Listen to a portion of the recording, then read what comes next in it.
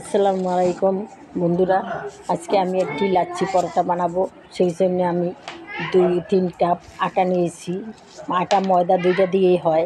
আমি ময়দা নিয়েছি, আটা না ময়দা নিয়েছি। এখন কিছুটা লবণ দিয়ে দিলাম, তারপর আমি কিছুটা চিনি দিয়ে দিলাম। এখন সয়াবিন তেল দিয়ে দিলাম, রান্নার তেল। এটা দিয়ে আমি সুন্দর করে আটাটাকে মেখে নিচ্ছি।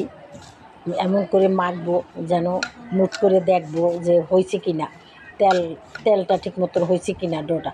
তারপর না হইলে আমি আবার তেল দিব, তেল দিয়ে আবার সুন্দর করে মেখে নেব। মেখে নিয়ে তারপর আবার মুট করে দেখবো যে হয়েছে কি না। এই তো হয়েছে। এখন আমি কুসুম কুসুম গরম পানি, কুসুম কুসুম হাতের মধ্যে সয় মতন এইরকম পানি দিয়ে আমি ডোটাকে তৈরি করব। এই যে আমি ক্যামেরা অফের সময় ডোটাকে অনেকক্ষণ মেখে নিয়েছিলাম। এখন আমি একটা ছুরি দিয়ে এটাকে 10 মিনিটের জন্য আগে আমি রেস্টে রাখবো। 10 মিনিট পরে এটাকে আমি ছুরি দিয়ে সুন্দর করে 5টা ভাগ করে নিব, সমান করে 5টা ভাগ করে নিয়ে তারপরে আমি এই রুটিটা পরোটাটাকে একটা বেলে নিব। সবগুলোকে আলাদা করে রেখে দেব। তারপরে একটাকে আমি সুন্দর করে বেলে নিব। বেলে নিয়ে এই যে দেখো তোমরা, আমি বেলে নিচ্ছি সুন্দর করে একটুখানি আটা দিয়ে বেলে। তারপরে উপরে একটু তেল দিয়ে একটুখানি আটা ছড়িয়ে দিয়েছি।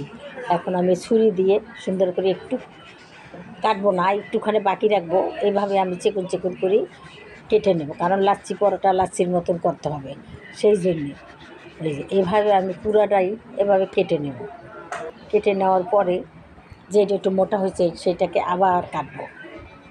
কাটার পরে তারপরে আমি এটাকে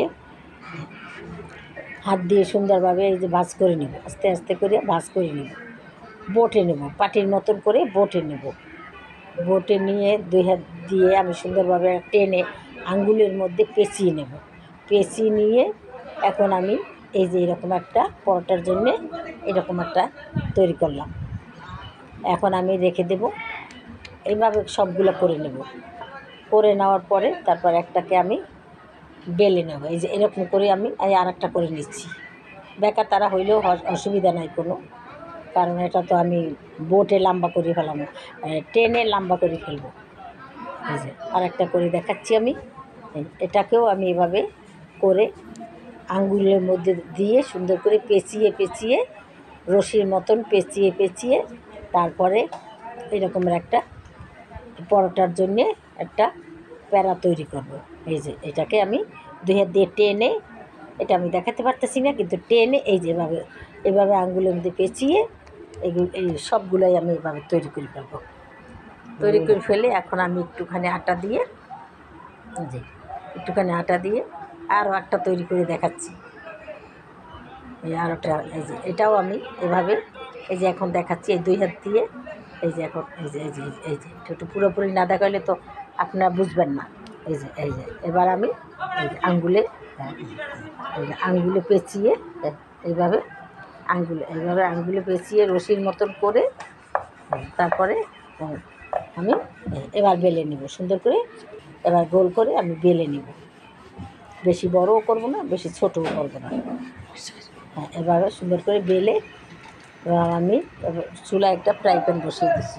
1 পিঠ হালকা করে ভেজে নিয়েছি, আর 1 পিঠ আবার উল্টিয়ে ভেজে নিয়েছি। তারপর আমি তেল দিয়েছি।